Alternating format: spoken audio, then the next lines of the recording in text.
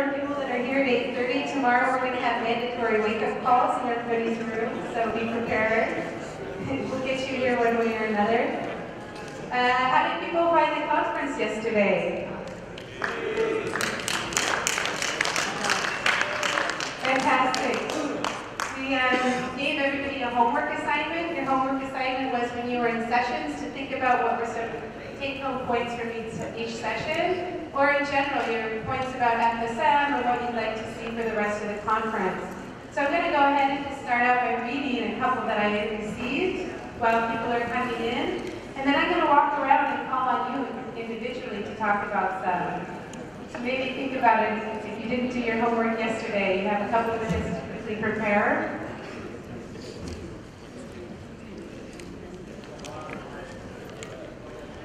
I got one comment from Barbara Evans, who wasn't able to attend. She said to her, people sledge management, one of the important points is the importance of keeping objectives in mind, what Eddie Perez calls, keep your eyes on the prize. I like that. We're all committed to improving the sanitation situation, so in any particular case, you need to find the combination of technical, social, and institutional tools which work in that place at that time, and which taken together give you a solution for the whole city. That might include off-site systems, on-site systems, any combination. It means that any particular idea, tool, or model will have a place, but deciding which to use requires good planning based on good information. It's my firm belief, particularly in big cities where rapid growth occurs, that what is needed is a range or patchwork of approaches, some of which will only be used in the short term, some of which will be very local, but all of which are seen as part of a citywide network or system. And the irony of this is that this approach, compared to implementing a single system, for example, a sewer, actually requires stronger central oversight and management.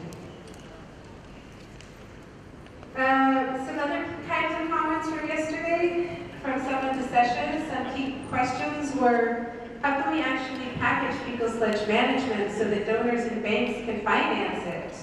Some of the large banks were complaining that they actually can't finance fecal sludge management the way they are set up and the way that fecal sludge management currently is set up.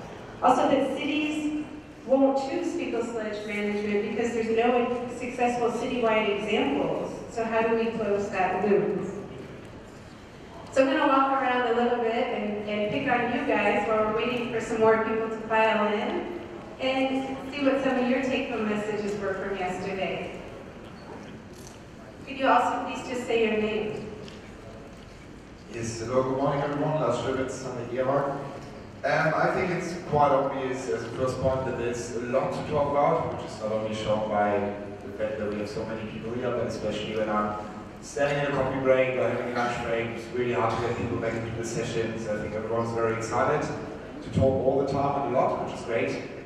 And the second point, which I got mostly from the sessions, is that even though we do have a lot to talk, it seems like we still don't know really what we're talking about in a lot of cases. So there's like a lot of questions that are open, and sometimes we're not really sure if we're actually really communicating what we want to communicate. But what I think is great, and this is my first point, is that everyone is very honest and open about it. And I think this is also due to the fact that we do have a very cool crowd here. So it's really fun, it's cool to talk about it, everyone's open and honest, and yeah, that's my opinion. Thank you very much. Do we have any other volunteers?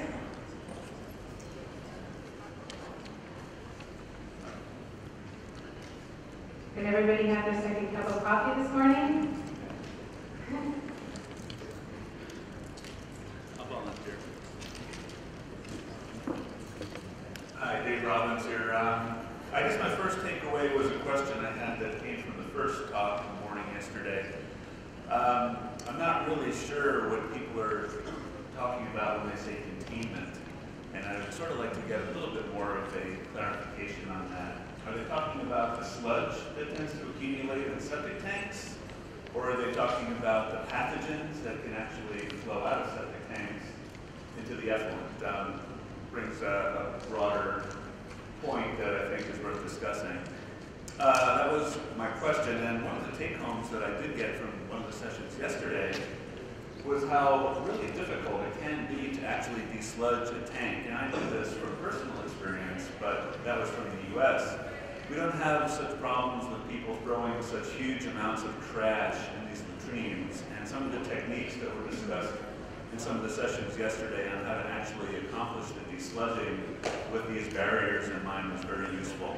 So training, I think, is the big takeaway that we really have to make sure you can't just give people a truck and say, okay, now it's time to desludge.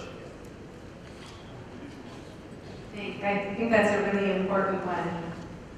I think we need one or two more comments over here. Somebody did have a second cup of coffee this morning. Good morning, everyone. My name is David Auerbach, one of the co-founders of Synergy.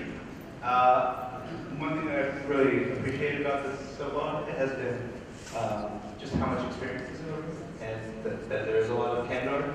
I run a pretty young organization, and so being able to hear about the future pitfalls we're about to make early is really helpful, as well as being able to receive advice on how we should be growing our business is really helpful. And then one thing I'm also looking for is, and I think Linda, you just mentioned this, is that it's clear that we do all have to work with public institutions, and seeing strategies that are working in very practical terms and how you know that they are working is something that I would really appreciate anyone coming to chat with me about for their advice. Great, thank you. We have one more comment here. Thank you. I'm General Hakim from the Asian Development Bank. And I think my takeaway from yesterday's session was that effective sludge management is a service chain. And we don't look at effective sludge just as one activity, but involving many activities from the household to the end user. And indeed, we have a water supply and sanitation projects. And usually these projects comprise about 90% of the water supply and sanitation. And even fecal sludge management is not included in these projects. So I think yesterday provided me with a good outlook of what FSM is, and also perhaps some ideas to be more inclusive and to consider FSM greater FSM portion in our projects because of the effects not only on economic, but not only health, but also economic livelihood. There were technical aspects, and I think we could consider expanding our operations in the future. Thank you very much. Great, thanks. That was a good comment. Thank you, everybody, for your comments. I'm just going to make a couple housekeeping comments before we go ahead and get the session started. One might think the lightning poster sessions are going to end 5 minutes early today because there wasn't enough time for transition otherwise. I think we all need to personally thank Trevor and Jonathan, who spent the day yesterday uploading all the abstracts to the website so that we have access to them. Thank you very much. And I have one final thing I wanted to say that I'm actually quite unhappy about. And that's that I didn't see a single person playing fecal sludge Trump yesterday. So today what we'd like to do is have an informal tournament. We can just carry it on in the lobby. Do you guys know what I'm talking about? Did everyone receive it in their bag? No one did? Raise your hands. Okay, you all received a card name in your bag. Check it out. There will be a tournament in the lobby. Potentially even a free FSM book for the winner. Okay, so with that, we'd like to go ahead and get started this morning. We had a couple of changes to the morning session. Charles Niwagaba was not able to make it at the last minute. And unfortunately, Amy Lewin was also not able to make it at the last minute. She could not make it because of the no-fly zone yesterday in Manila due to the Pope's visit. I have a few comments to make about that, but I wasn't certain if they were appropriate, so I'll leave it. But where Jenny was able to make it today, thankfully very much. So he's going to give our first keynote presentation. He's the Principal Urban Development Specialist for the Asian Development Bank, Vietnam. So if we could please give him a warm welcome. Thank you.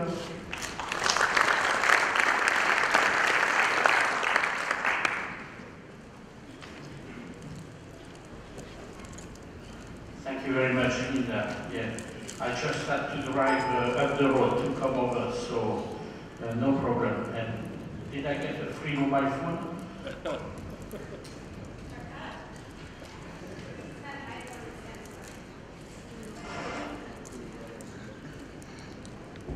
Okay. So we're going to start first with a short video in order to wake you up, and then I will start my presentation.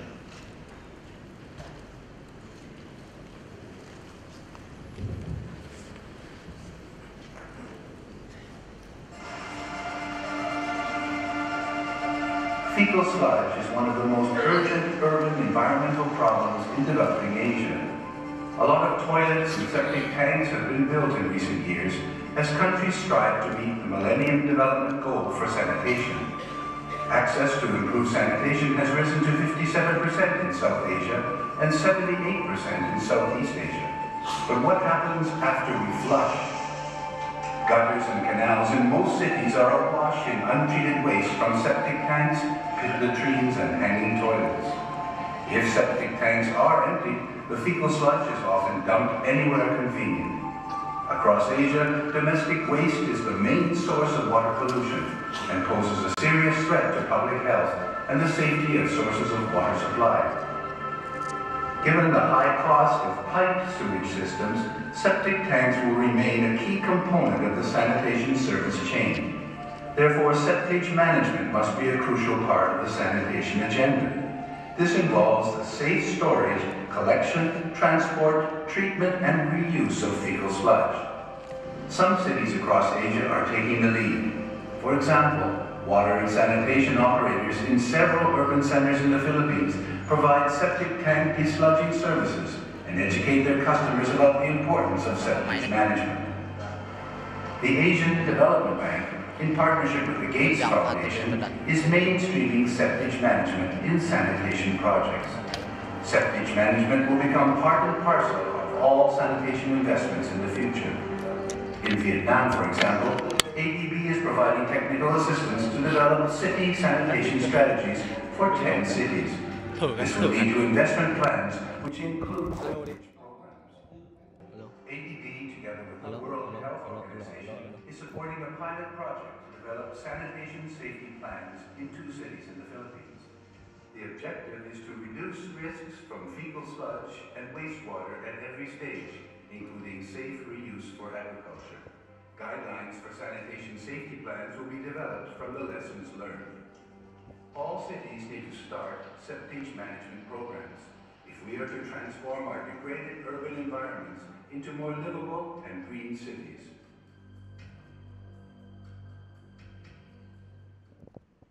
Okay, so that was a bit to set the scene, and I didn't send my biography. I just want to say that I'm graduated in environmental engineering, and for many years I was known as the waste engineer. So that's something we have to live.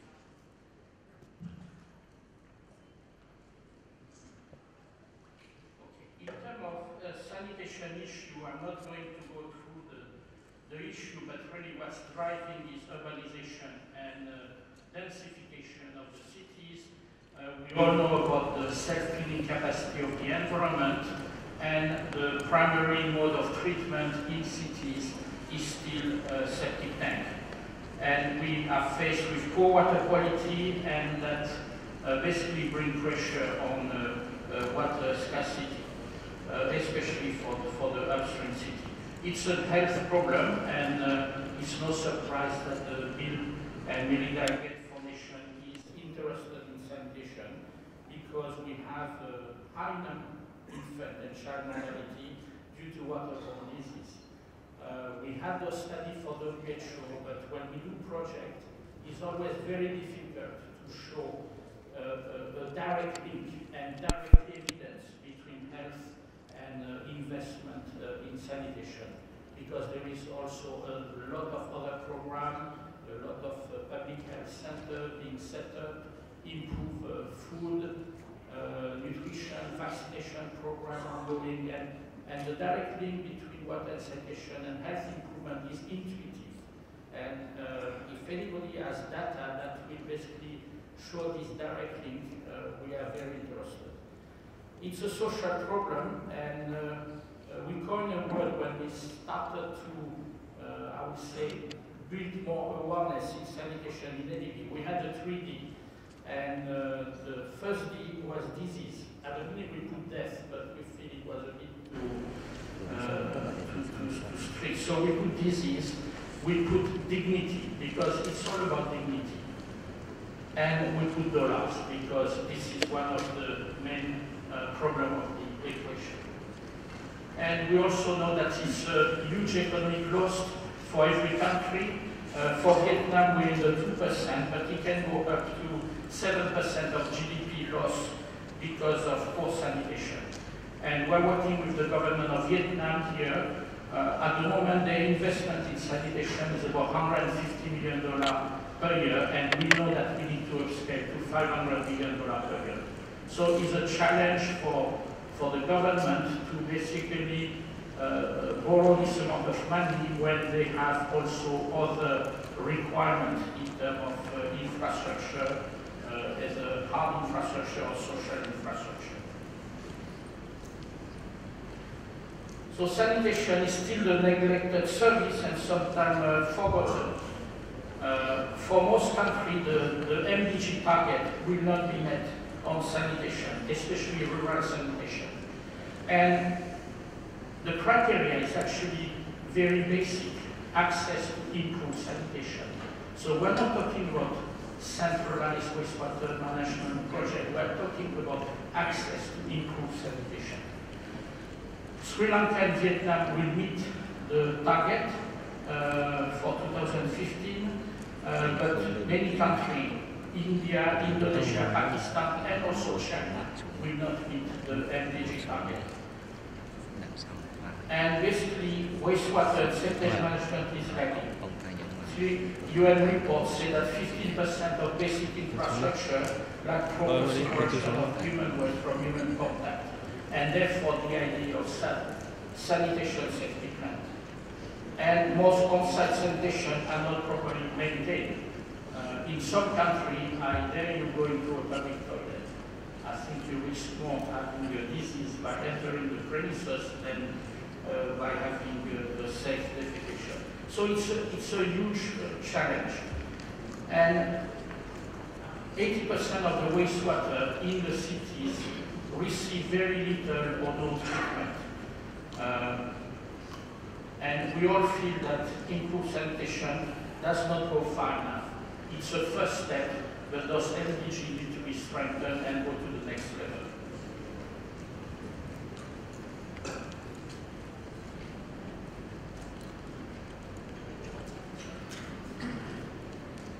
So, as density occur and informal settlement develop or slum in Asian cities, we have huge sanitation challenge. First, water supply, and then once the water supply has been resolved, sanitation becomes the next problem.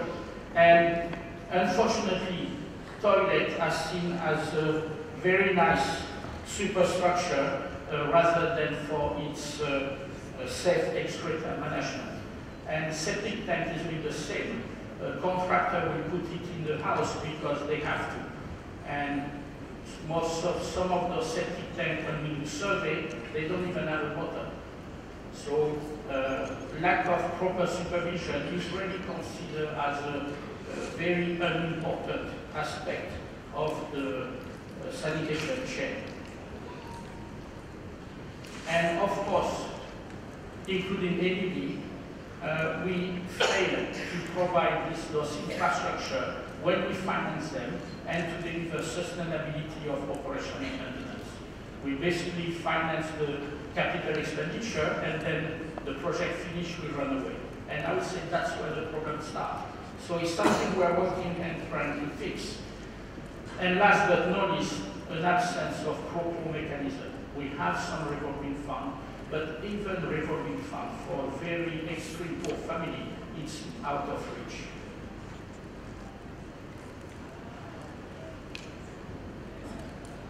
Fecal sludge management is really the ignored component. I graduated in the 80s, and I remember my lecture on fecal sludge management, not because I could not tell you anything about what we learned how to design a septic tank, but I remember we did a song, and because it was the 80s, we called it How Deep Is Your Tank? So still a major issue, but ignored from the sanitation planning. We have, of course, manual emptying as the most common, and in the presentation yesterday on fecal sludge management as a business, the presenter was highlighting the fact that any other management system of fecal sludge beyond manual emptying was out of reach and too expensive and very hard to work, even on cost recovery, and on full cost recovery even less. So that's a challenge. And sanitation safety plan, of course, there, and one of the targets is really to eradicate this manual emptying. The service provision is unregulated. In Vietnam, the Bill and Melinda Gates Foundation financed a study that was done by Professor Vietnam. And I remember when Professor Vietnam in the presentation said, we studied 3 cities, Haiphong, Hanoi, and Ho Chi Minh City. 2 of those cities had the private service, but we all acknowledge that the private sector was making a profit at the cost of disposing the sludge, not at the septic management facility, but in the canal next door. So they were emptying on the tank on one side and disposing on the other side. And you save on transport costs, you save on disposal costs, but that's really not what we are trying to achieve. And as I said before, we look mostly at procurement of equipment, sludge drying beds, septic management, but the institutional side, who is going to take care? The social side, how the people will accept to pay for the service, or even to consider emptying the septic tank, and how are we going to finance the operation and maintenance? All this is basically absent. So we have to rethink sanitation and really a change of mindset. We know that improving access to toilets, to latrine, even with the septic tank is not enough. And we have to move from centralized sewer approach to non-sewer sanitation chain. And that's maybe one of the difference I have with Roshan from the Bill and Melinda Gates Foundation. I think we should also consider decentralized wastewater management. It's very important. Septic tank will only do so much. Maybe at best 30% removal of biological oxygen demand and 50% suspended solid. That's still a huge load when the city is relying only on septic tank. And Vietnam is no different than any other city. The coverage for, we call it pipe sewer, is less than 10% all over the country. But non-sewer solution options are really something we need to mainstream.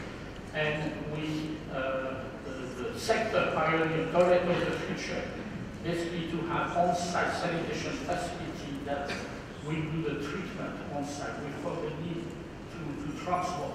And let's not forget, when we transport septic sludge, we basically transport water, so very uneconomical. And also work on the resource recovery. There was a few or so interesting presentations yesterday on the resource recovery. But really the message, and ADB is listening, is really to move out of centralized wastewater system. And even when we do a centralized wastewater system, we might cover maybe 40–60% of the city. And the remaining of the city, especially the peri-urban area where the poor people live, are not covered by the project. So it's something we try to address and we try to change.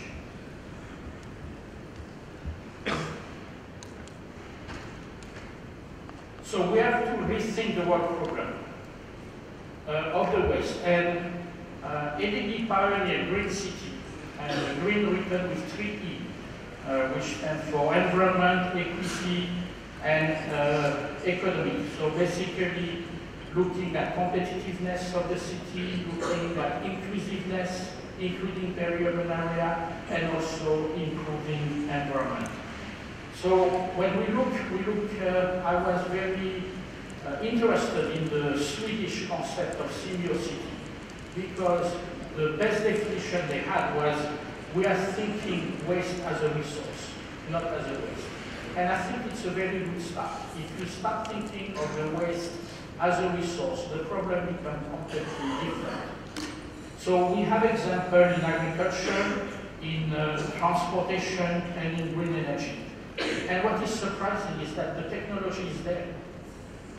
So there is really an awareness problem, and motivate properly city leaders to access this technology and to do something about it.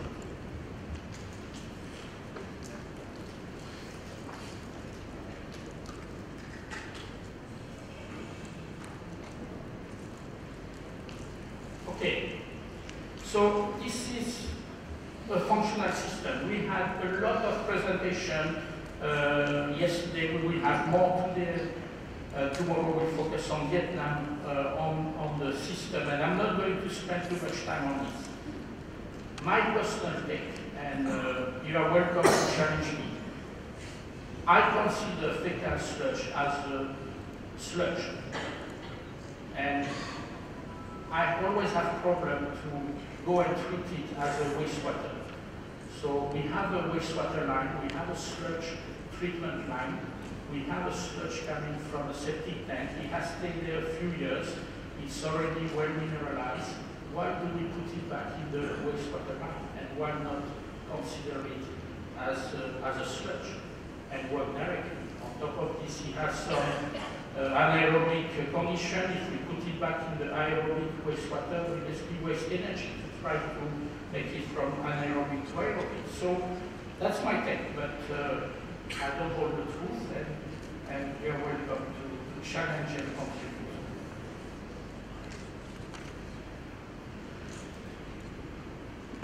On the septage management program, those are basically conditions. We have the enabling condition, which the donor like ADB like a lot to talk about.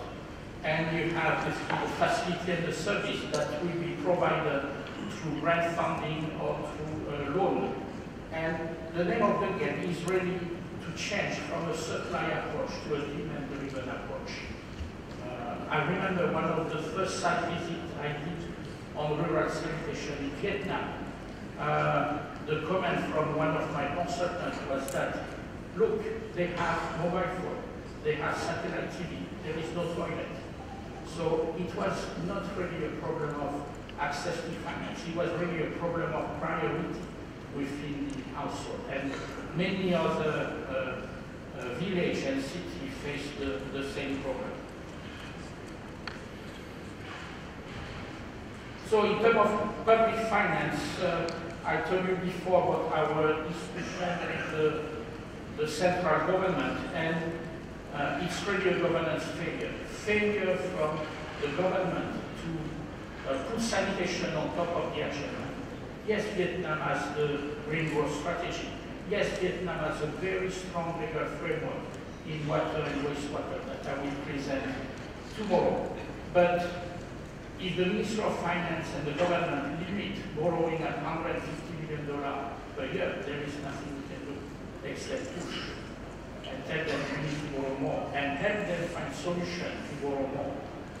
Because without investment, it's going to be very difficult to resolve the problem. It's not going to resolve by itself. We also, when we do a water supply program, we basically cut the subsidy. and we tell the city leaders the water supply sector is sustainable.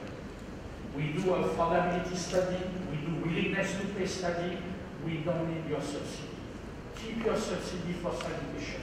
Move them from water to sanitation. So that's one thing we have. And I told my boss that the next water supply project, I will not do a willingness to pay study, but I will do a willingness to charge, so that the city leader can increase the tariff and move the subsidy into the sanitation or health or road maintenance, but definitely not water supply.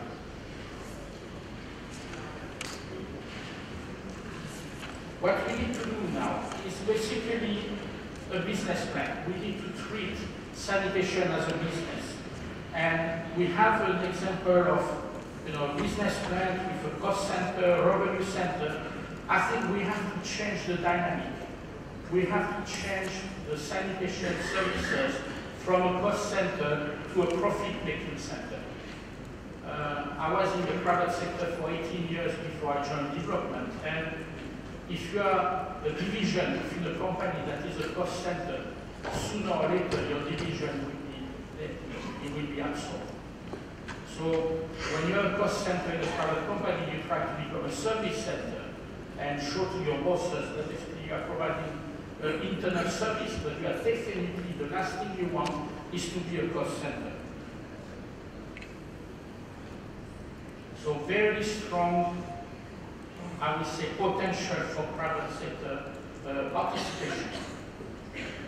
We talked a little bit before about engaging shareholder and moving from this supply to demand-driven approach. And I always compare this to alcoholism.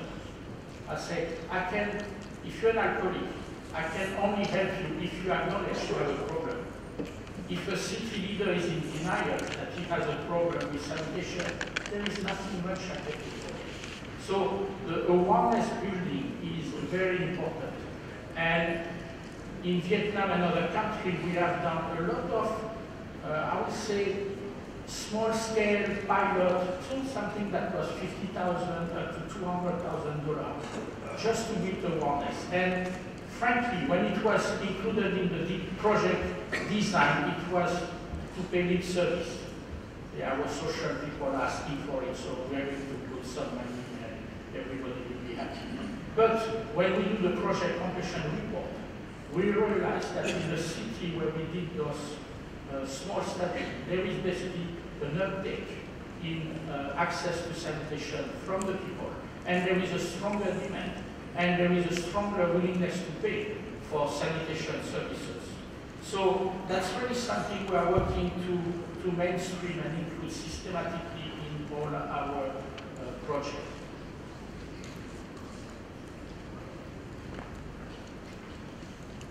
So ADB support to sanitation, basically, we're very thankful to the Bill and Melinda Gates Foundation because it allows us to have set up a dedicated sanitation financing partnership facility. And I think most of you that were sponsored by ADB, I think there is hundreds of them for this workshop, directly benefit from this sanitation facility. And trying to promote non-sewer solution, because this is the one solution that requires the lowest capital expenditure. And really, when in Vietnam, World Bank did an assessment of the sector, there is about, I think, 17 or 18 central wastewater treatment plants in Vietnam. None of them work. So we had a small group of donors discussing and discussing, okay, what can we do about it? What are the problems? And at the moment we have, following the enactment of Decree 80 last year in Vietnam, that is effective since 1st of January, we have basically made a paper that is circulated within the Ministry of Construction and with the donor community and some NGO on policy issues. Basically, what can we do at the institutional, technical, social, and financing level in order to address those policy issues and to make the sector more sustainable? We have also access to a pilot and demonstration activities, and this is basically to test any innovation.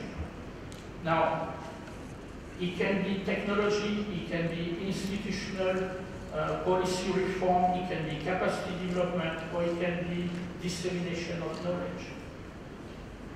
The only thing we don't want is we don't want to rubber stamp commercial technology. If you're a supplier, you have a technology, please do your homework. We have the water operator partnership. This has been going on for about 10 years in ADB, and I would say only recently, maybe in the last 2-3 years, we start to look at doing water operator partnership in sanitation. And we expect one to be done in Vietnam with the city of Dong Moi that recently completed a wastewater management project with the World Bank. And also promotion, innovation in wastewater management. We have our own website. If I remember, it's wastewaterinfo.asia. It's in the presentation. Please have a look.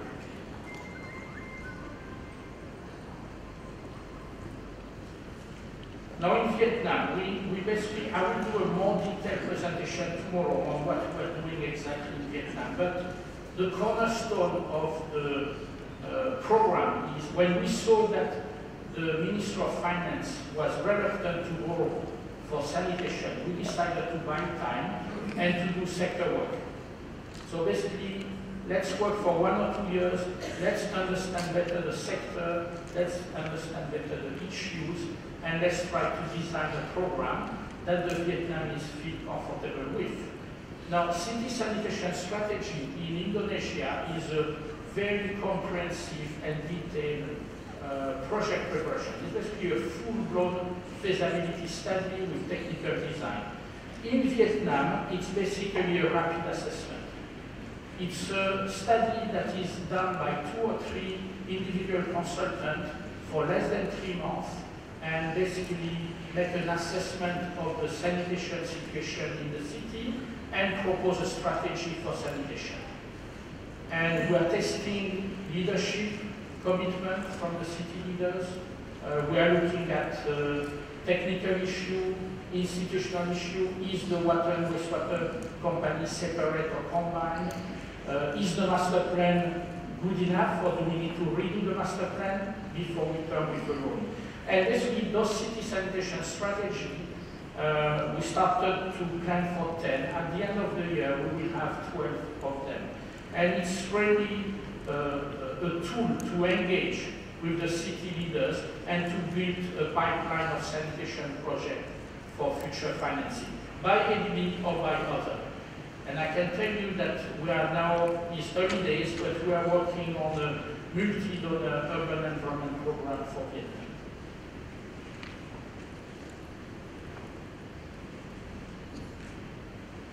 Now, policy and law, sanitation code. Vietnam, for example, is a very interesting case. There is a technical guidelines officially issued by the Minister of Construction on how to plan, design, build, and commission septic tank. Nobody used these guidelines, but everybody used the guidelines that was written privately by Professor Vietnam, because it's much better. But what does it take for these privately done guidelines to be mainstream and integrated in the new technical guidelines?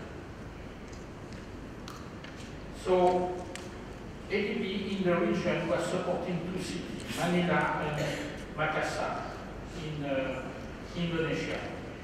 So, we're looking at design standard, mandatory dislodging, and proper treatment, proper disposal. What financing mechanism can be applied? Full cost recovery, where the subsidy comes from, if we need subsidy, how are we going to monitor the service, and what sort of penalty do we give?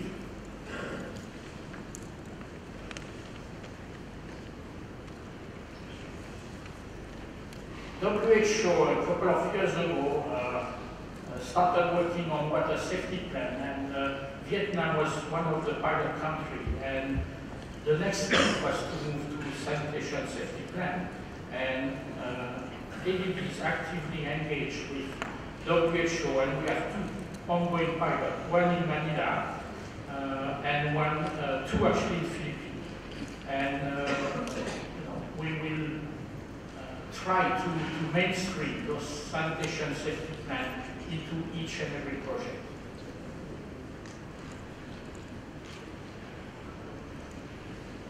All about innovation, and I think the Bill and Melinda Gates Foundation understands this very well. Sometimes you look at the toilet that has been designed, and it look more suitable for the space shuttle than for a slum area, but it doesn't matter. It's only by going and pushing the envelope on those technical innovation that we will reach something. We look at what Asian Institute of Technology is doing in terms of mobile dewatering unit in order to save on transport costs. At the moment, the cost of the truck is very expensive, but it was the same when you started to produce the first car, when you started to produce the first electrical car, until we can start to upscale and make it on a full commercial basis, then the price will grow. So we're not to worry, and we strongly encourage any innovation in the field of sanitation.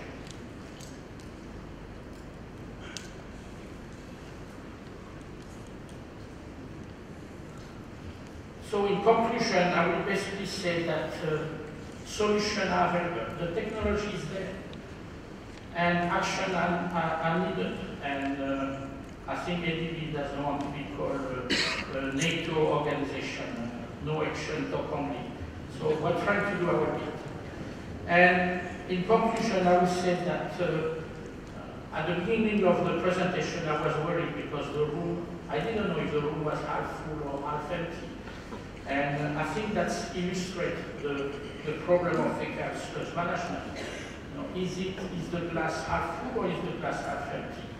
Well, I'm an engineer, so I think the glass is too big. Thank you very much.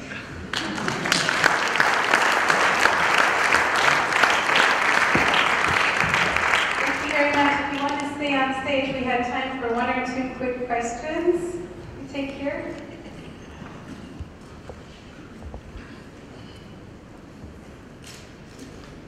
Hi, my name is Eddie Perez, and thank you very much for an excellent presentation. Very interesting. And it's great to see ADB's evolution in this area. One of the things that really struck me is that you highlighted that fundamentally it's an issue of governance, as opposed to market failure, it's a governance failure, or in addition to being a market failure. I'm not sure it's the difference in your take, but how you presented it. But my question is, in terms of ADB's experience today, and ultimately, at least the World Bank, the primary clients of urban sanitation are utilities. I assume that that's largely the case of ADB. And utilities, historically in most countries, see their mandate as providing services not for all the citizens of the city, but for households that are connected to their sewer pipe or water pipe. So I'm wondering, in that context of governance and utility reform, experience, or how that challenge is being dealt with, especially in the context of people such management, which is particularly poor, who are not part of that. The other, just quick addition to that is you emphasize a lot, you use the analogy of cost center versus a profit center, yet food sanitation really is a core public health intervention. Ultimately, the goal is to have a healthy city, healthy families.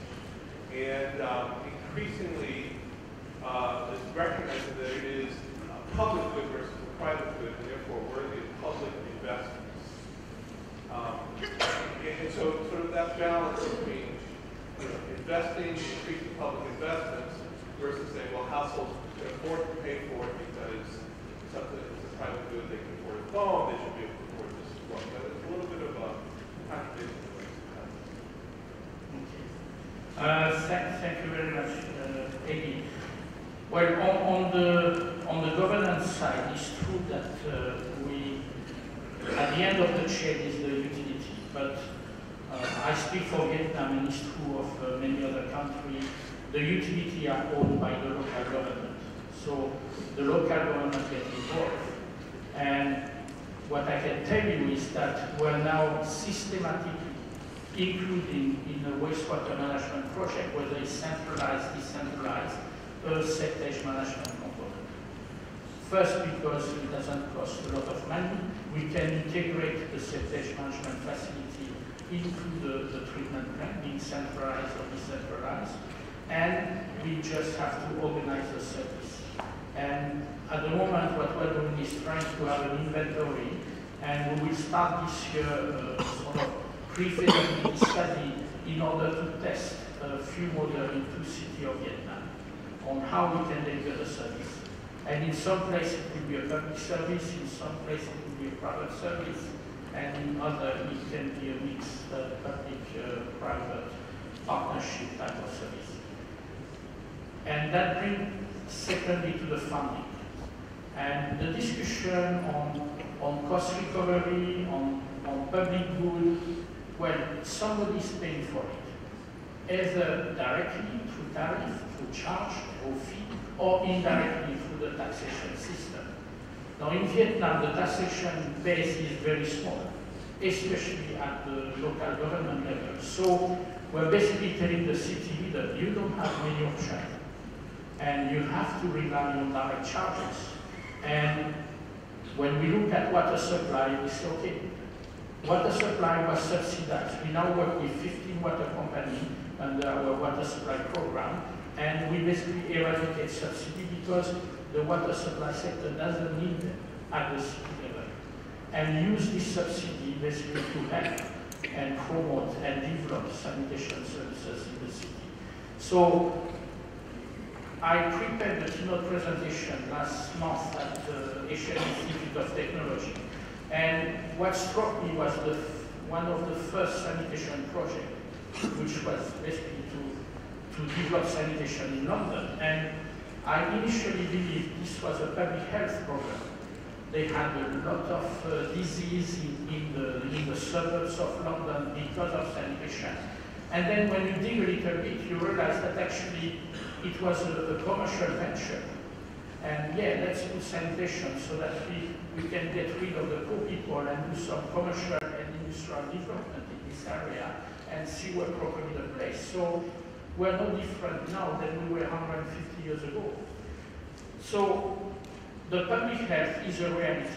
We cannot escape it. But the financing aspect, either direct financing, indirect financing, or a combination of both, is what we must do.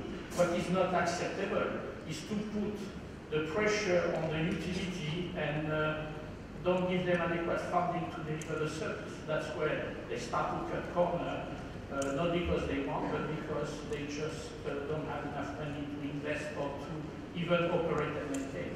And then you see disposal in the canal opposite the septic tank instead of transporting and disposing the sludge at the septage management facility that has been designed. I hope I answered. Great, thank you very sorry? Just started the dialogue. Yeah, that's a very good that's a very good start. Thank you very much for your presentation, very insightful. I think we have lots to talk about during the break now.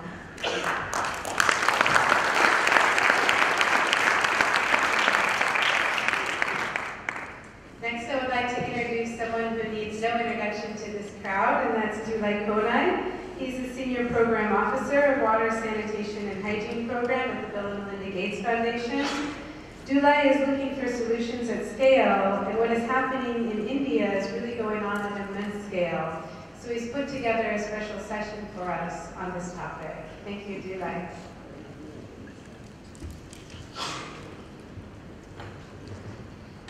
Good morning, everyone. I look like Indian, right? So this is going to be a session focusing on India.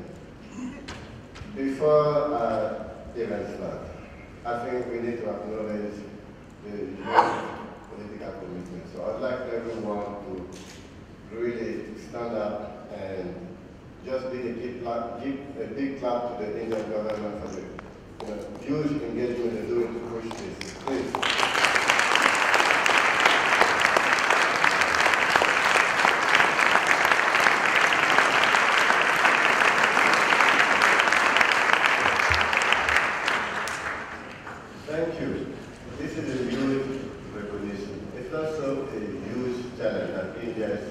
out.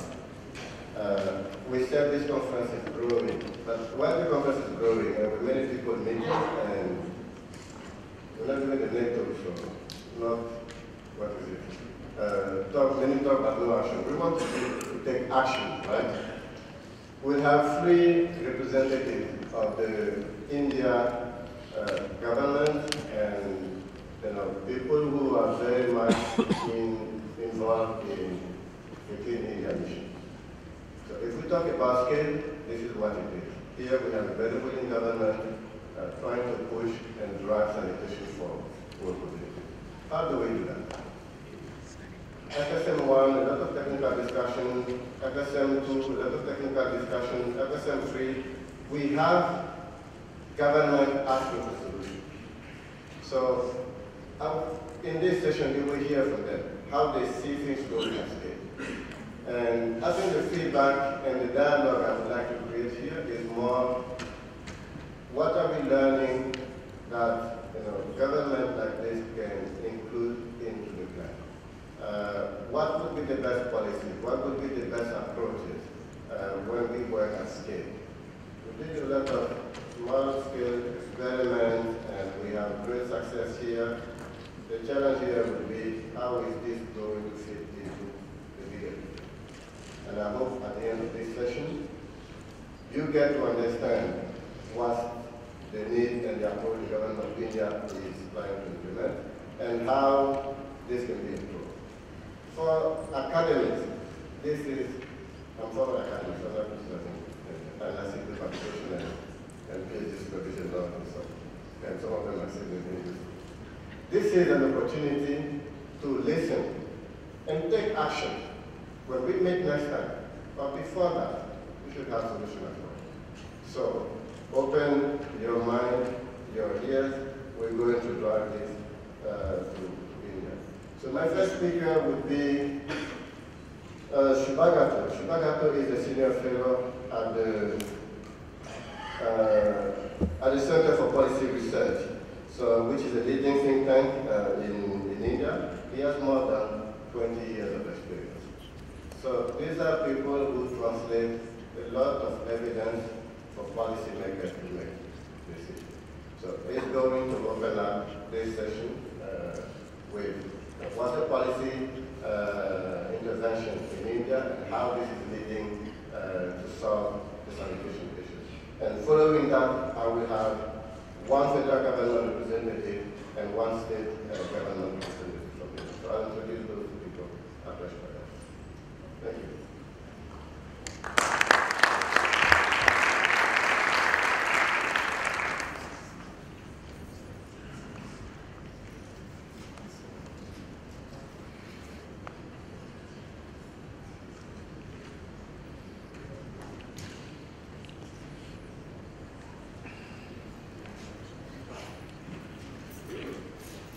Good morning, ladies and gentlemen, and thank you, Dr. Cohen, for setting out the stage for this discussion.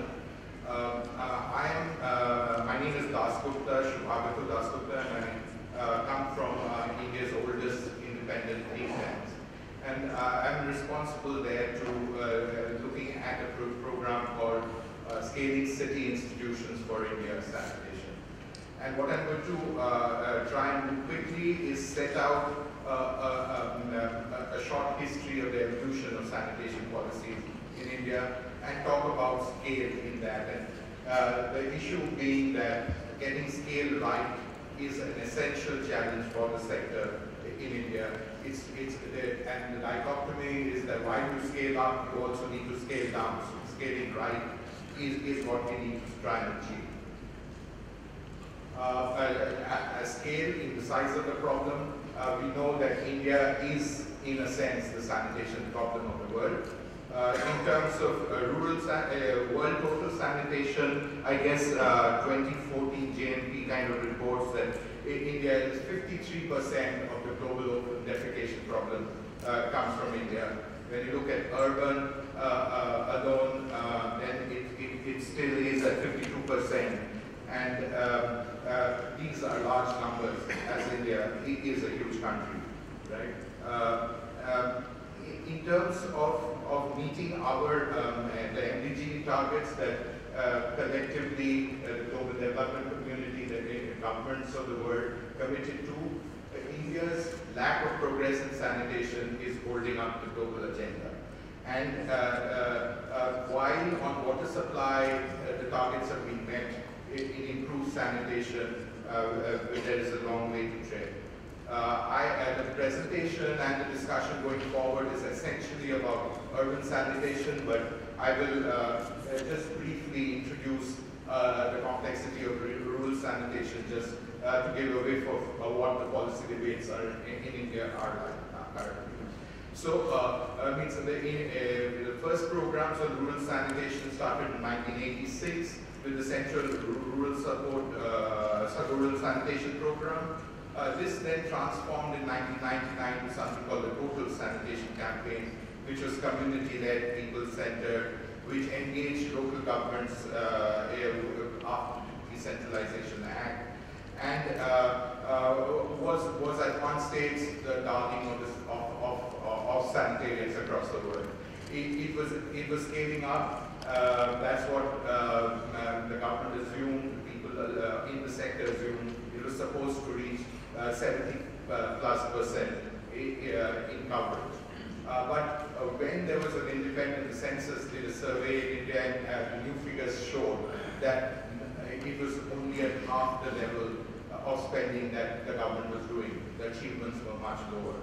And so was born a new program called the Nirmal Bharat Abhiyan in 2012, which essentially involved the state governments more, and but also raised the subsidy amounts.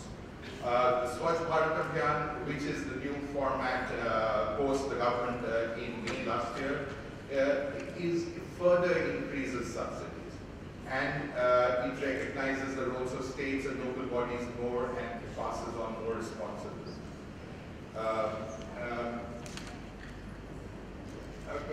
Interestingly, there's been a large survey, the SWOT survey was mentioned yesterday, and that shows where we are headed with some of this in a sense. Because there is a strong preference for open defecation still in rural areas, and if the data from this large survey showed that 40% of the households with a working toilet still had one person in the household still defecating in the open. There are psychological issues about the uncleanness of the toilet, and so the strategies adopted are keeping toilets away from homes or building very high capacity pits, which only empty very often. There were the issue of particular communities only being attached to these cleaning jobs of toilets was also came through, and these are among the most marginalized sections of society. And there was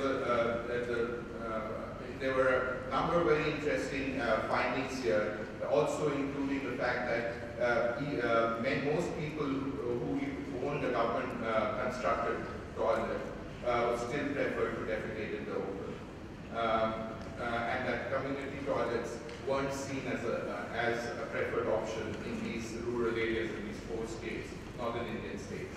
But some of the issues that it did not highlighted in its data or isn't well understood yet is the issue of slippage. So there was why do communities which have already become open defecation free and have maintained that status or high not manage to maintain it going forward? What is the role of the collective in that? And about the big issue of missing toilets. So means when the Total Sanitation campaign was critiqued to look at the new and Nirmal Bharat Abhiyan, it came to light that a large number of toilets constructed, funded, were not available to users anymore. So I just leave that at that because the program, but those are essentially the policy debates that are engaging the government in India. Go on to urban sanitation, and I'll take a couple of minutes to run through this. Means in urban sanitation too, the issue has been that the rural problem has been so massive that urban sanitation has not been an important area till very recently. But as we move forward, there is a clear realization that it is not only 52% of global urban open defecation that happens in India, but when India's urban population is only 11% of the global urban population. But over the next 20 years, we are going to see more than 200 million inhabit urban areas in India, which is the size of countries like Brazil and Indonesia, moving into urban areas in India. So there is a huge challenge as well as an opportunity ahead of us. And there's an increased realization of the significance of sanitation in terms of health benefits, better understanding of the health benefits, resource efficiencies, climate change resilience, economic benefits, and increasingly more reporting and awareness about the equity and dignity issues around sanitation.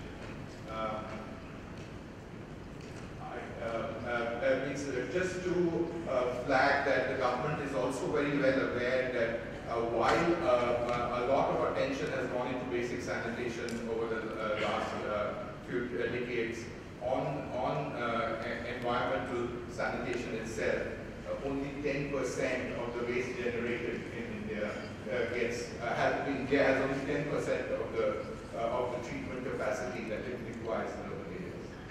But sanitation has made some progress, and we do incorporate that in our thinking. In the fact that open defecation has steadily gone down. When you got long-term data, in rural areas, only 1% had access to toilets in the 1980s. In urban areas, starting from a level of 33%, we are down to 13% of open defecation. Although there is no direct linkage, it also shows reflects in IMR ratios coming down. At the state level, there is a lot of differentiation. There are a bunch of states which have higher levels of open defecation, and the states can be kind of categorized according to their GDP and their open defecation. Smaller cities are lagging larger cities. Open defecation doesn't come from slums alone. There's enough evidence to show that non-slum areas too, there is a lot of open defecation.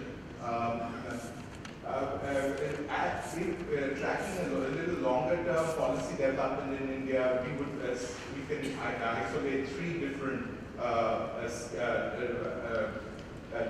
eras. The first would be since independence to the 74th constitutional amendment, which kind of allowed for decentralization and local self-government.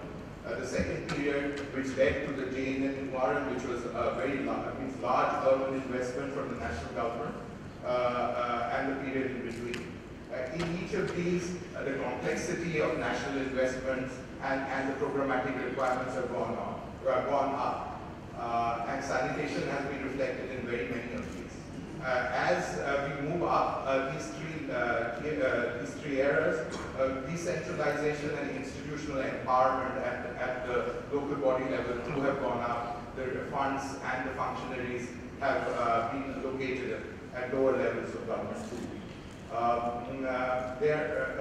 There are some stylized facts which kind of show how, with India's economic progress, with more free resources being available at the central government level, there have been more ambitious subsidies, and in urban side too.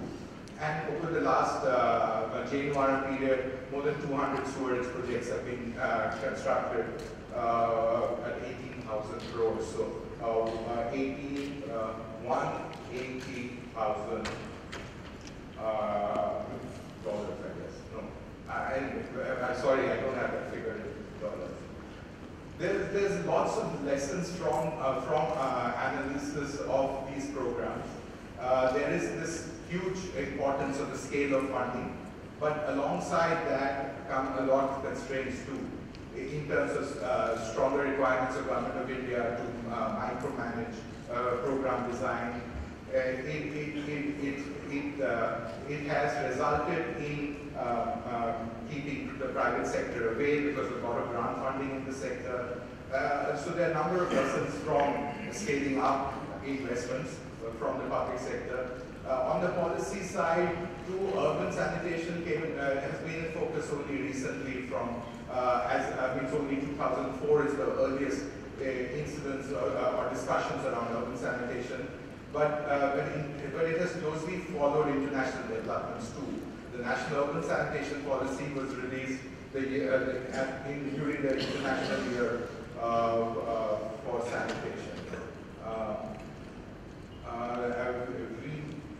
But I'll come to that later. And again, each program, there will be lessons learned from each program going forward, and the Swachh Bharat mission that we are now engaging in does depart from the strategies of the past.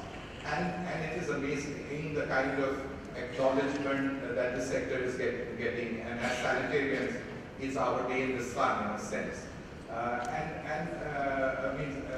The connect that the Prime Minister has provided to the people at large, and has been, the strategy seems to be from his end to get individuals to want and demand sanitation and put pressure on local government, and simultaneously fund state governments to make sanitation happen.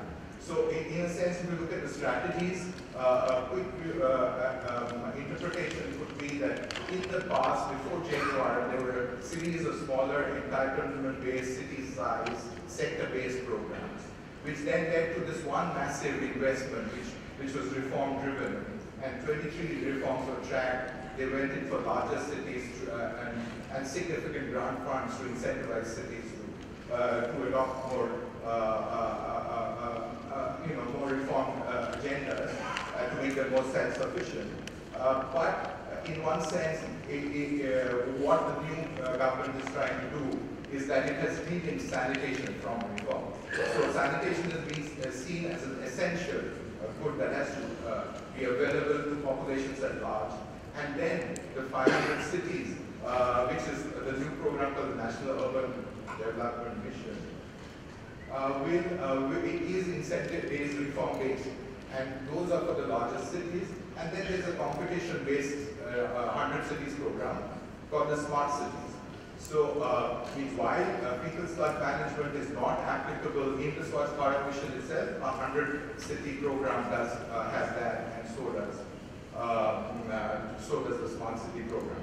Thanks. I'll just leave it to connect it to the conference in another way by saying that 40% of the potential OSS, or on-site system service users, are basically going to be based in India. So there is a market and there is a strong demand for solutions.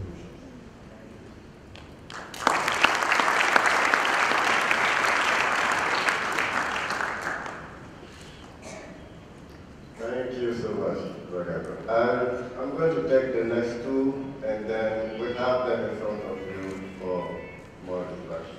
Okay? So keep your question for the discussion session. So the next presenter is actually one of those people who will have to carry all this huge work. So Mr. Rohit Kakkar is a deputy advisor in the Ministry of Urban Development, work for the technical arm for Central Public Health Engineering and Environmental Organization. So they is the one carrying this for the federal government. And you already joined the slide, trying to reach 40% of the Indian population with a great figure of relevant service. Please, the floor is yours.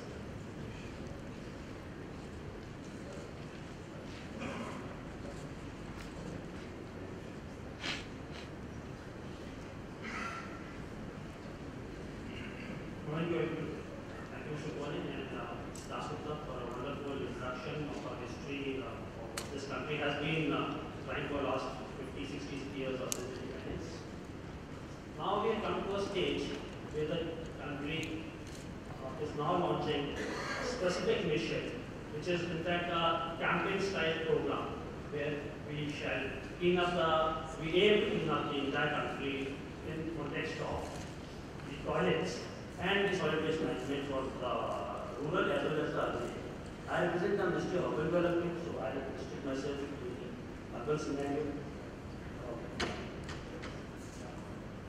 Addressing the first meeting of this present government and also implying on the emphasis being given by the Prime Minister, the President has stated that we must not tolerate the indignity of homes without toilets and public spaces littered with garbage.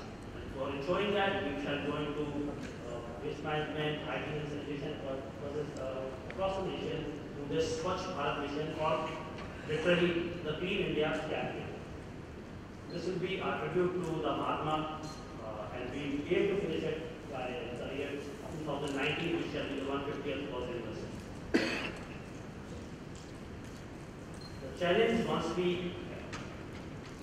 take it to this pie chart is that this country in urban scenario has got 36% price rate, and around 43% people are based on septic tanks and pit latrines, which was actually the thickest management component.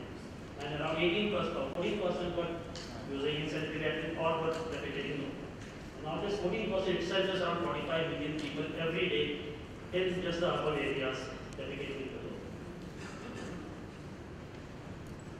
So Swachh Bharat mission has been launched with an objective that we need to eliminate the open defecation and eradicate manual scavenging, which shall go along with it. We will deal with the modern ways of municipal solid waste management. And also to do all this, the basis crux is that we will like to, like the point which was brought out by Das Gupta, that there is a tendency amongst the old people in India that maybe they feel more comfortable into the open defecation, especially in the rural areas. So there is a requirement to affect behavior changes, generate awareness about the ill-health concerns which will come with these practices. And also, while doing this, we want to create an enabling environment for the private sector, for both the capex, the capital, and as well as the OPEX, the operating and maintenance. So, like I stated, the mission has been completed by October 2000. Components are given out here. The art components are we are going for individual household toilets, we come with this, and community and public toilets, and along with solid waste management. What is a slight link to the present concept is that the septic management as well as sewerage is not being captured in this, but because it is the aim is just to get the people start using sanitary practices at the household level, and so we are not dealing with the septic management in this mission. However, this NUDM, this is a National Urban Development Mission for 500 cities, which is following shortly, which may be proclaimed in the next couple of months, and that does include the septic management in a very big manner. Also, to reinforce our commitment, the Government of India in 2013 has come up with a septic management policy, and we are willing, the government is absolutely in sync with this conference that the septic management is a way ahead. Now, just to bring you to the individual household toilets, is the beneficiary will be any person who doesn't have a toilet. There will be no major classifications, anybody who. Okay, now coming to this, we expect that around 10.3 million household toilets will have to be constructed in the country. And that is our investment of around 3.27 billion. The procedures have been made very simple. A person will just have to give a self-undertaking and there will be some verification. And once he completes his work, a geotag photograph will have to do it, and based on that, is progress will be monitored. The second component is the public toilets. With this, we take around 20% of people in urban areas will not be able to find space to construct their individual household toilets. For them, the community toilets will be the way forward. Around 256,000 seats need to be constructed during the next 5 years to take care of this issue.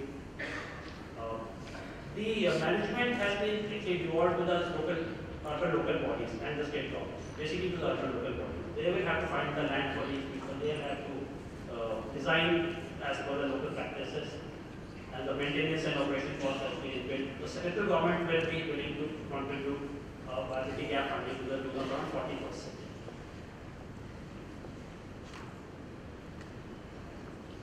The third is a public toilet.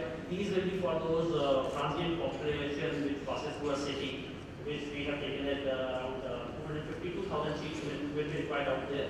But these will have to be done up aesthetically as is supposed to be done near the public places, bus stands, railway stations, maybe tourist attractions. Getting for around 252,000 seats, another 300 million worth of investment coming up during the next 5 years. And the major chunk of this investment will be, or the mission will be into the solid waste management. It's a very big problem in this country of India. And again, we will focus on decentralized system. Urban local bodies will have to decide whether they want to go into individual basis or into cluster kind of approach. This again has to be done through PPP mode because the central government can contribute up to a 20% that is a viability gap funding. And this estimates to around $5 billion during the next 5 years across the country. In the urban area, all these investments are into the urban area.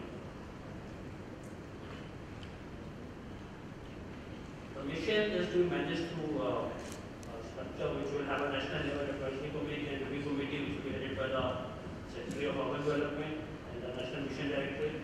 At state level, the Chief Secretary will head the High Power Committee along this own Mission Directorate, and then the district level review committee. So a lot of things been left. Only reviews by these people or work has to be done by the urban level. In conclusion, I just want to bring out that there are some of financial provision. We estimate that all this work will cost around $10 billion. The government of India is bidding or is committing around $2.3 billion. The state governments have been requested to match it with around 25% of $2.3 billion should be their contribution. Rest of it, we are looking for the public-private partnership, and we also feel that contributions can come from entrepreneurs, from philanthropists, from the CSR component of corporates, and for that a Swachh Bharat Kosh has been opened in the Ministry of Finance India, which shall be used. For any further details, you may contact the ministry or me. Yes, thank you so much.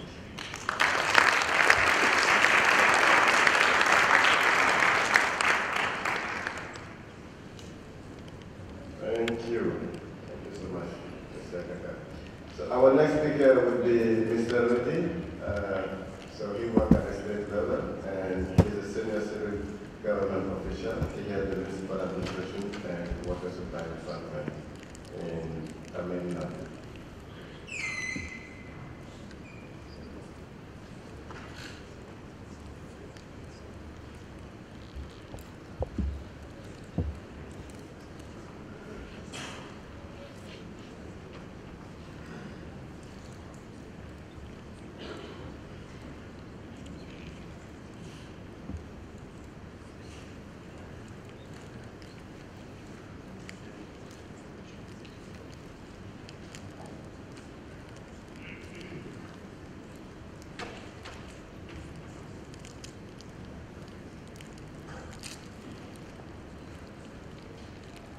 Good morning, ladies and gentlemen, and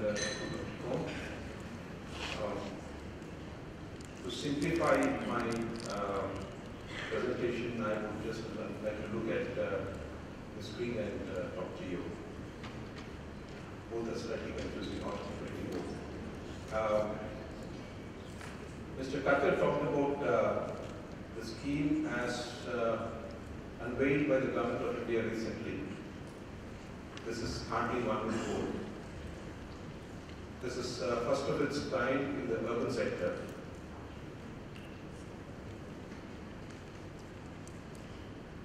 I'm not aware of this because we've already mentioned these two. Now, I'll take on from where the state governments come into picture. In India, we have a three-tier system: the federal government, the state government, and the local bodies. The local bodies have elected councils, whether they are rural or urban, and the urban local bodies have their own resources, and there are also untied devolutions from the state governments. Typically in Tamil Nadu, which is supposed to be one of the most urbanized states in the country, with about 48.5% of the people living in urban areas against a federal average of 31%. We have been in the forefront in terms of constituting finance commissions which independently assess the resources that are required by the urban local bodies and give a formulation to the state governments, and the state government accepts those recommendations. And as a result of which, the resources that are devolved from the state government to the local bodies is about 2 times what they generate themselves. Now, in terms of the project approvals, the Swachh Bharat mission or the Clean India mission has made a major departure from the previous central schemes, in the sense that the earlier central schemes required the state governments to approach the central government or the committees constituted by the central governments for project approvals. So we would prepare projects, the central government would appoint an agency to appraise the project, then it would go to a committee for sanction, then it would go to a finance division in the ministry. The whole thing may take about 6 months. But now, the funds are allocated to the state governments, and the state governments can approve the projects. There is still 2 layers. The layer 1 is the local body, layer 2 is the state government. This will facilitate speedy project approval. Now, another major departure is the fact that they've taken into consideration the urbanization in the states. A state like Tamil Nadu, which is most urbanized, gets benefited because of this formulation, because 50% weightage is given to urban population and another 50% weightage is given to the number of cities in that particular state. So, being an urban development project, it befits the formulation. The formulation is in alignment with the sector's requirement. Now, look at the funding pattern. The assistance to individual toilets is about 4,000 rupees.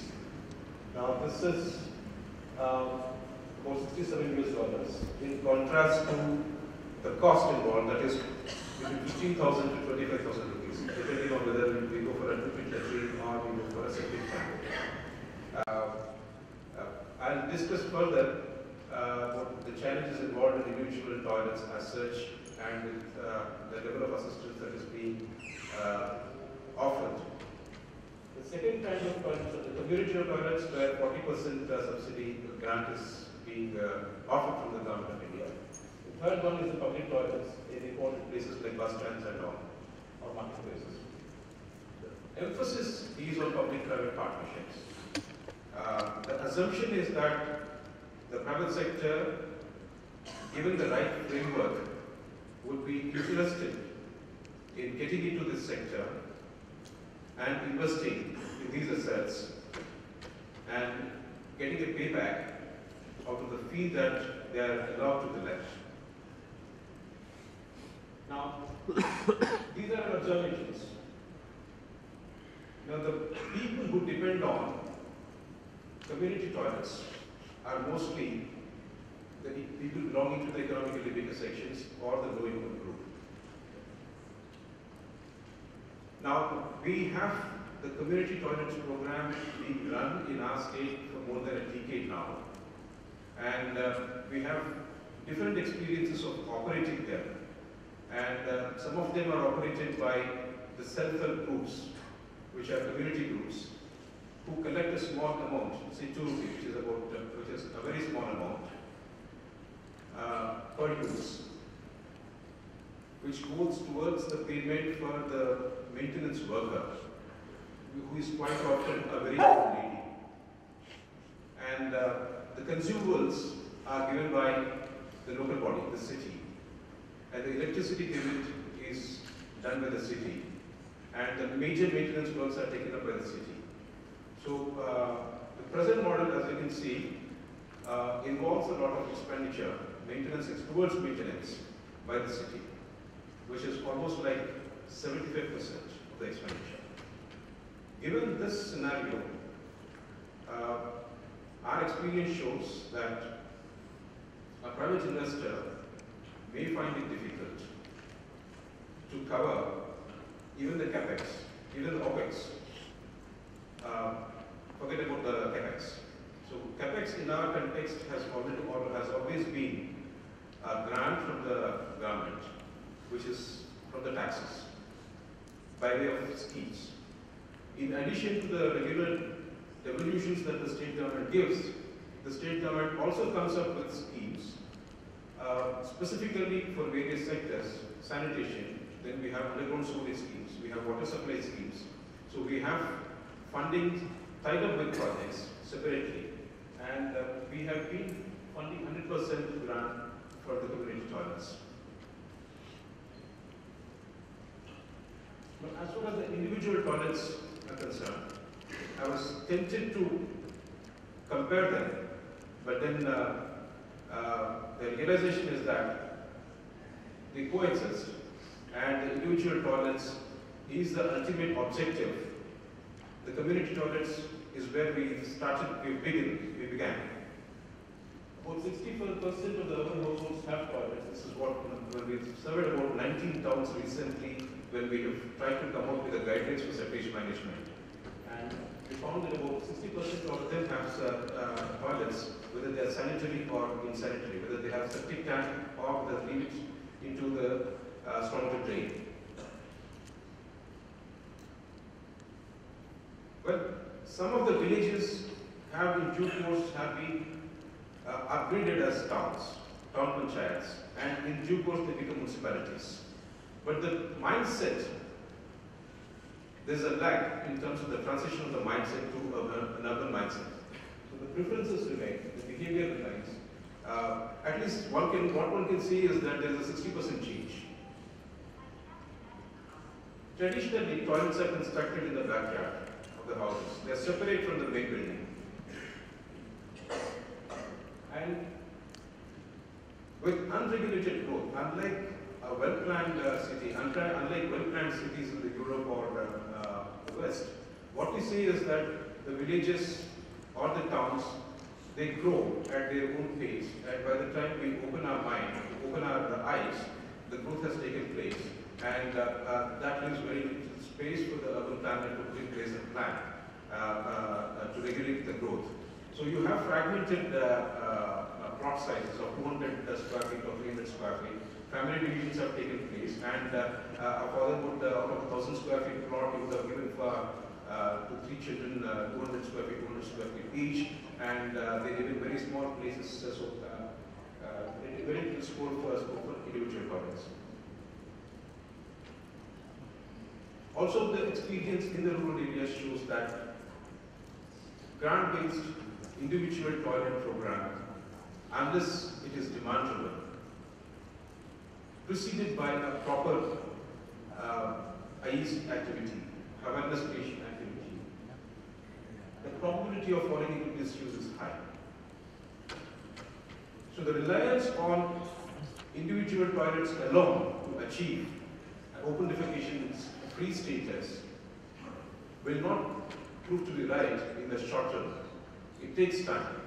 We need to give that time, we need to put that effort. That's where community toilets come in to play and they fill the gap. But then, our experience shows that community toilets can also fall into disuse.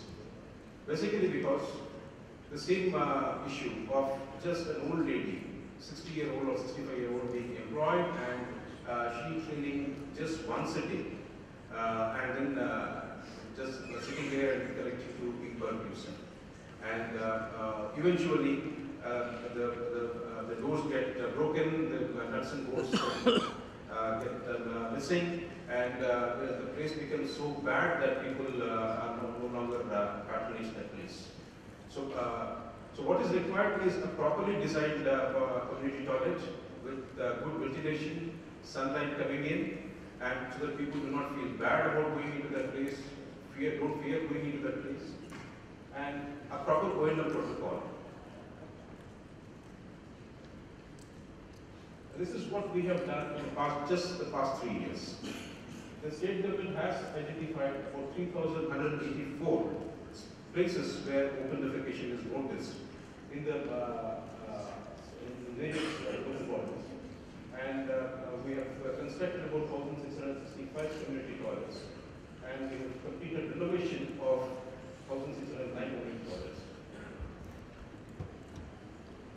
So for the successful operation of community toilets, what we require is a proper assessment of maintenance needs, performance-based contracts, long-term contracts, and an adequate municipal budget to bridge the gap between the operational revenue and the operational expenditure, and a push factor provided by AEC activities. Thank you.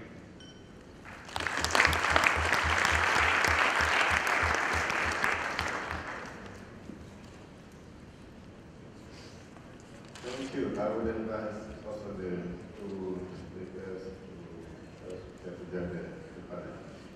Now the floor is open. I was told we can take a little bit time on the tea break, so we can go till 10:30 and we'll break from there. Right? You know, wanted me to say something else about. Good. Can I have a mic here for the panel to answer some of the questions? I'm going to take three questions and have them respond, and then we'll do the next one. Okay? This gentleman is ready. Please. Thank you very much. Thank you for the presentation. My question is, in Bangladesh sanitation policy, no open defecation, access to toilet for all, and hygiene practice are included in broader aspects. Sanitation is a broader subject as I understand. In some cases, we just bounded the sanitation in the envelope of stopping open defecation only without engaging FSM. But when we dispose these sludge stored in the septic tanks or pits to a water body, it damages the aquatic environment by decreasing the dissolved oxygen and other parameters of water, which is important for aquatic lives. In this regard, why we should not consider the sanitation along with FSM? Because without FSM, the toilets we use are not sanitary active at the end. Especially this question is to the last speakers. Yes, I think that both the three of them can answer this question. Right now, let's take two more questions before you.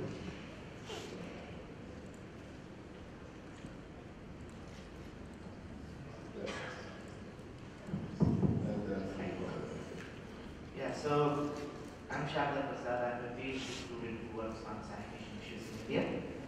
It's really heartening to see the kind of efforts government is putting into these things. And as Shivalika pointed, if India is world's sanitation problem, the question we need to ask is, why is it so, right? So at one end, yes, there would be, okay, no investment and so many other problems. But one of the main reasons that I see is this marginalization that exists. Like whoever doesn't have the access to toilet, okay, so which social class do they belong to? What caste do they belong to?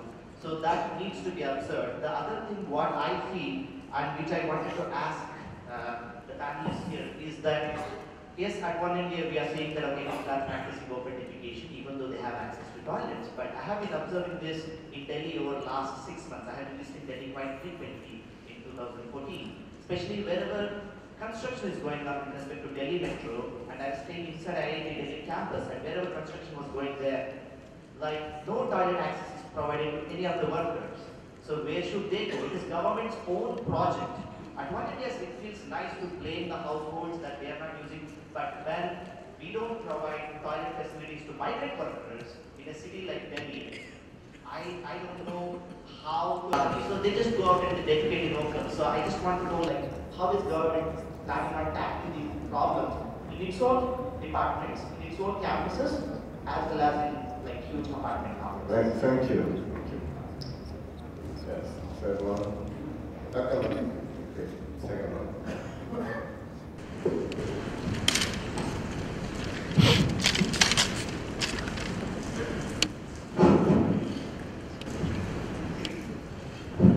With the problem remarks, as you cross the target of water supply, but not meet the target of the sanitation. Whether this is due to the conventional mindset of people, or less focus of the government on sanitation, or less awareness program. Thank you. Thank you. Okay, so we have these three questions. I think you can choose to respond as you want. Each of the phone number. I think this question is for you. The first question definitely the address is the mic. Mike.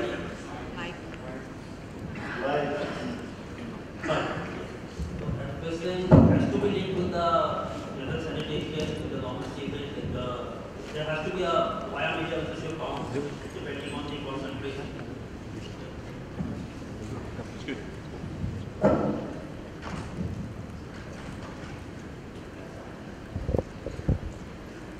So there is no doubt about it that this issue is it has to be a dual-pronged approach where possible the sewage, where possible the sanitation. FSM has to be linked with the overall program, and whatever is the best for that particular scenario has to be adopted. There is no either-or approach about it. Second question about the government own agencies not engaging into the getting the toilets in place. As per the rules, all construction sites have to have adequate number of sanitation facilities for the workers. And in this present scenario, even in the search participation, one of the ways open to the public is that you need to take out photographs and put it onto the ministry website. And the state governments and the central government is supposed to respond to that particular illegality or any other activity which is you feel is in terms of sanitation, be it in terms of solid waste or be in terms of such problems. So if people have to take photographs, then what if people don't see and take photographs? Then how will that get ever addressed? It's inside government's own complex. And if we talk about legalities that exist, of course, manual scavenging is unconstitutional since 1993, but it exists in Lucknow, which was represented by the ex-Prime Minister Atal Bihari Vajpayee ji and the current incumbent Home Minister Rajnath Singh ji. Manual scavenging exists right in the heart of Lucknow. So I am really curious about, okay, do laws and legislation solve the problem, or what about the accountability? I just don't see the accountability part whenever Indian government speaks. That is my concern. Indian government does not deny any mistakes of the past. Indian government is saying that now you could say these kind of problems are at you could say local level. There is no, you could say, dearth of legal frameworks in the country, but maybe at a local level such problems would be there, and a person in case he finds a problem, he is supposed to approach that this site is carrying out an act which is not correct. And maybe our own officers would do that, or maybe in case the public will also participate, then we can all get the country to a better shape. Thank you.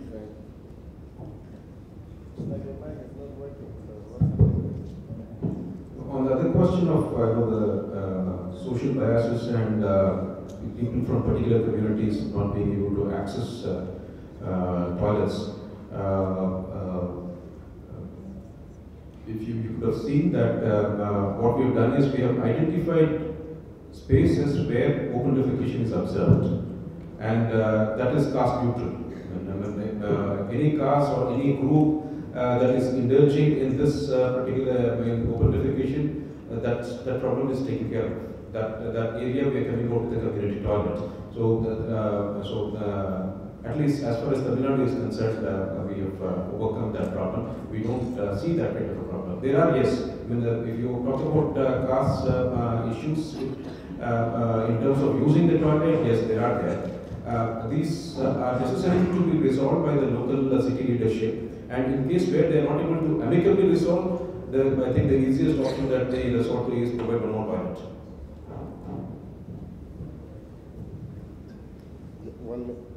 One minute on that.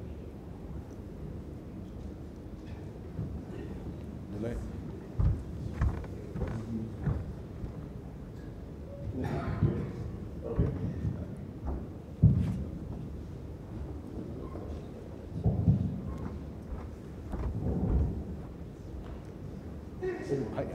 I thought you. Okay. Means I think very good questions. If the government had all the answers, Sharda, then we wouldn't be having this session. So I guess what this new government is trying to do is reach out and create demand and accountability, drive society to demand accountability. So there are new processes being put in place to drive accountability bottom up, but it's not a one-way process that only state and institutions of the state will push down accountability as a natural process. It has to be driven up by society too, and creating that groundswell of demanding accountability is very much the way this Prime Minister, our Prime Minister now, is approaching the problem. So I would be less skeptical. I would means as the Prime Minister and every leader who is speaking currently about the problem is asking citizens. There are these interactive websites. There are enforcement mechanisms. There is there is more than enough legislation, but it's about implementing the legislation. And sometimes our legislation is very emotive instead of being practical. So within this minefield that we are in, I guess this new effort is quite a strategically different, and I guess we'll have to see how it goes.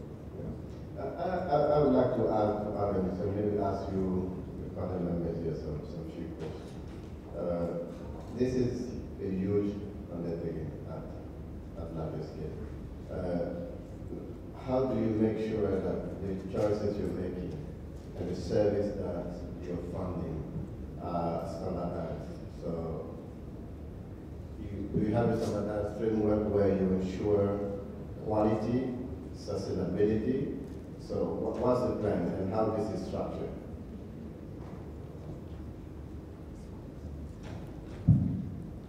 See, there are certain things which are done at the central level, that is at the state level, and certain things which are expected out of the cities. The maintenance certainly is expected from the city, whereas we are comfortable with providing templates for as responses towards designs, templates towards responses as operational guidelines. How do you operate standard benchmarks for operations of toilet complexes? This is what we do at the central level, but we do expect the city to come out with the actual maintenance. In fact, I can share with you that we've asked one of the corporation to come out with how much do you spend on your maintenance of your 30-odd community toilets, and how many times do you clean it? I mean, the response is that they get cleaned once in a day, and and the second question that is put is, if you have to maintain it, say, 4 times a day, you have to clean it. You have to have a log sheet in front of the community toilet. You have to have a supervisor for a group of community toilets who is maybe on a bike or on a two-wheeler. So how much would you require? How much would you require to spend? It is 3 times. So this is what you need to spend if you have to operate it at a particular standard. And if you're not operating at that particular standard, then pretty soon it will fall into disuse and it will not be managed. And this expenditure, this commitment will have to come from the city. And it's a bitter pill for us and also for them that spending on the maintenance is sometimes the last option. The first option is capital expenditure, new roads, relaying of roads, new buildings, reconstruction of buildings. That I think gets more focus, more publicity than maintenance. Lack of maintenance gets publicity, but not maintenance. Thank you. So the other question I would have, you can answer those two together. We have maybe 1/3 and half of this room, researchers working from many research organizations on policy question, on technical innovation, on business model. So where do you see opportunities for this community to bring in new thinking, new ideas, new technologies which would help this mission? Construction of toilets seems to be a very simple kind of arrangement, but once it comes to construction of toilets, per se, we believe is very simple construction, where sewer network is not available, maybe the septic tanks, and that's the conventional we are looking at.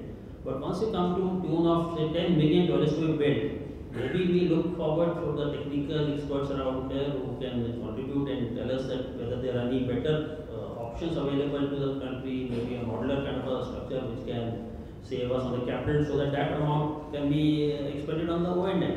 Operation maintenance, we can divert that amount to the O&M. Maybe that is where we can, maybe the volume of work can interest some major corporate, so that the scale of this construction can save on the cost of capital. So those are where we can look at towards the business model as well as in the technical field.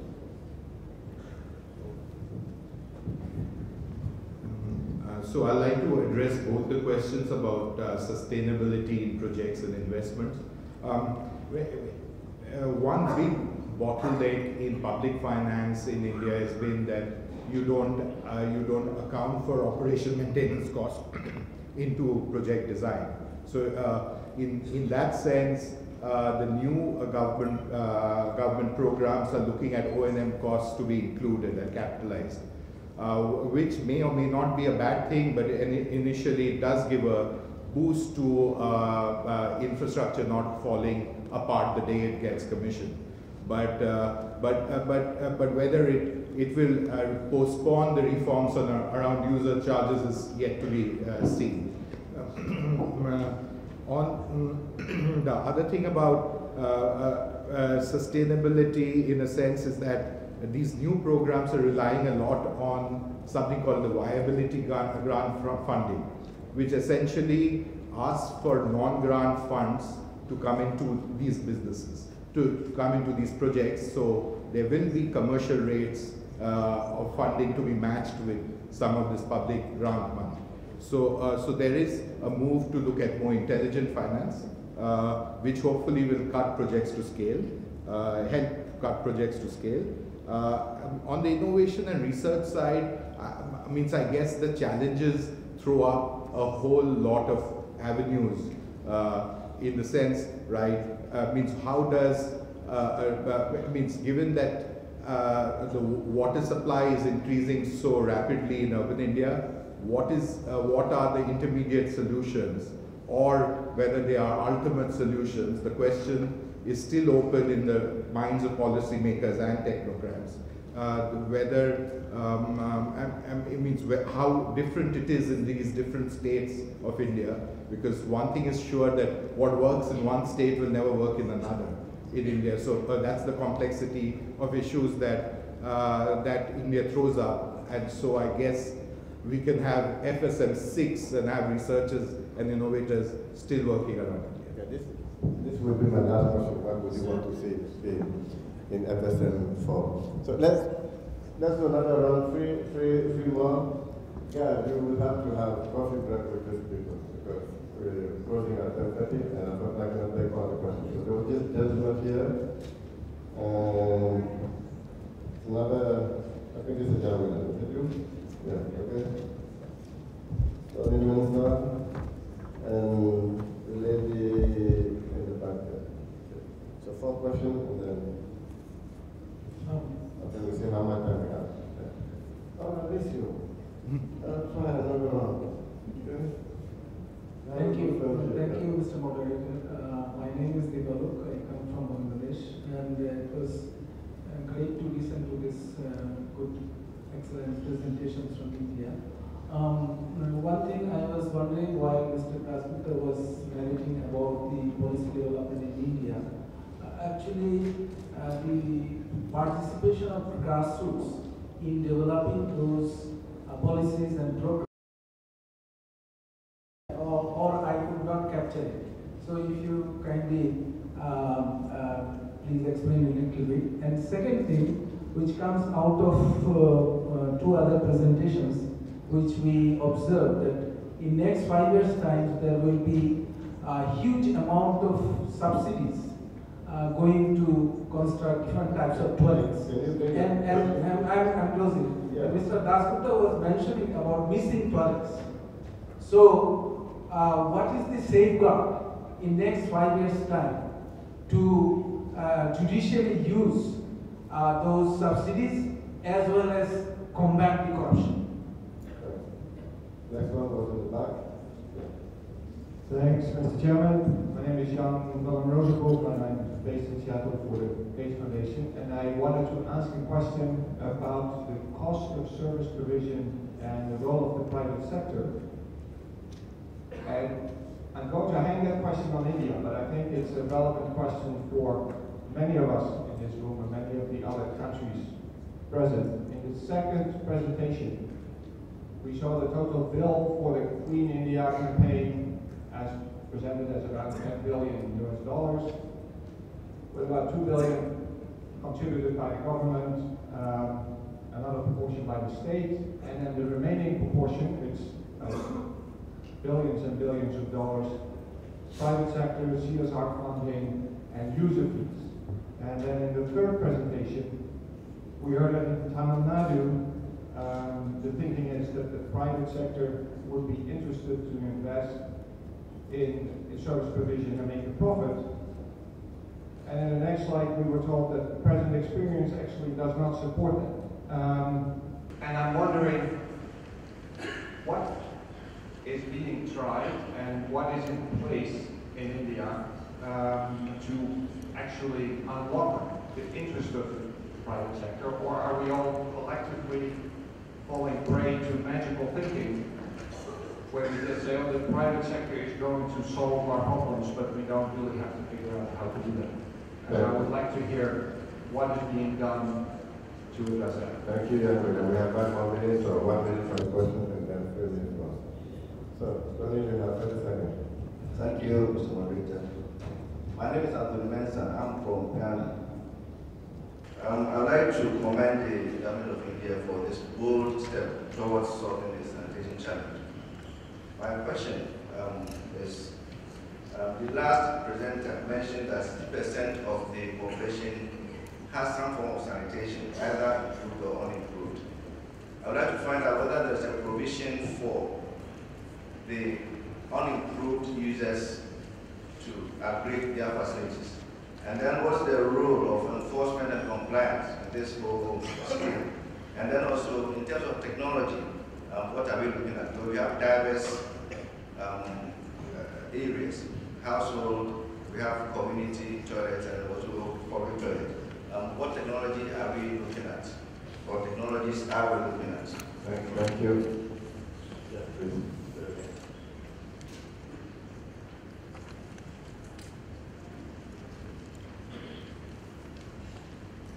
My name is Vipuli Verma from India. My question is for Mr. Halendra Reddy. We understand that the national government is giving you a challenge, and while you have very adequately critiqued the program and its shortcomings, that will take time to revise this. In the meantime, for individual toilets, which is the main strategy of Swachh Bharat for ending open defecation, you have 4,000 rupees, which is 1/4 of the cost. I would love to hear your ideas, sir, on how you plan to make up that amount, because if we function on the presumption that people who defecate in the open are poor, in that case, how are we going to make up the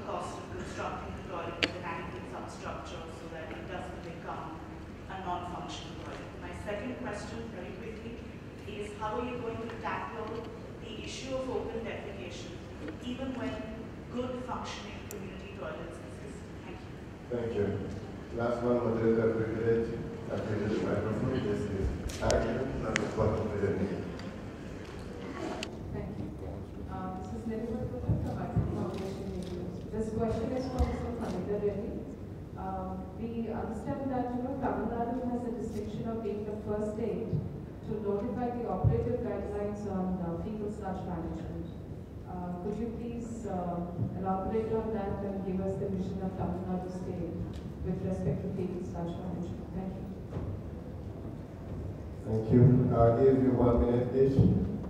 Take one important questions and answer that. But we would have coffee break later, and you will be available for following up on other session.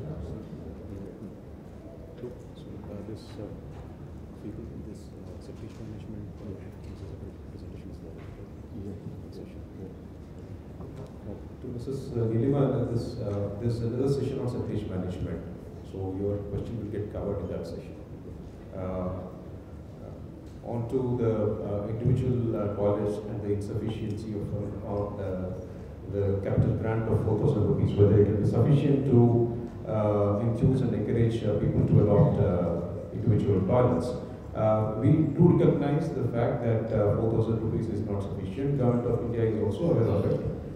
They have asked the state governments to match, and as I have already mentioned, I mean, a target-based approach may not really give us the right kind of results. We will have to come up with a demand-driven kind of an approach. The demand will have to be created, and once the demand is created, yes, when there is certain amount of grant that can come from the state government, certain amount of grant can also be expected from the city government.